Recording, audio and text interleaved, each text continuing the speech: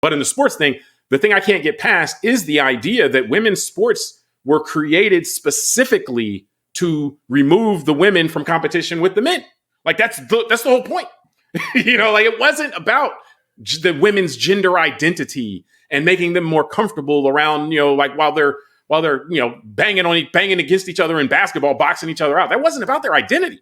That was so that you didn't have some big dude trying to box out some woman. Even if she's big, she's not as big as him, most likely. So that, to me, that purpose of it, like, what's the purpose of women's sports if it's not that? Like, we have to come up with a different purpose for women's sports. If it's going to be about gender identity, then you get into the whole thing of, okay, well, are age ranges in sports, are those going to be subject to, identity as well? Like, okay, well, I may be, 40 something, but I feel, like my biological clock says I'm 27. Hey, so man, I feel like I'm in middle school. Or I feel like I should be able to play. I should go play basketball against middle school kids. So my point is that eligibility for sports is really not about your identity. Hasn't been traditionally. And so it's a pretty big concession people are asking. And I just haven't seen the justification for that.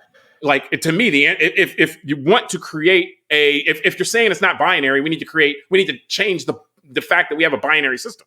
Like we need a third lane. Yeah. I think that's why this topic of transgender is just complicated.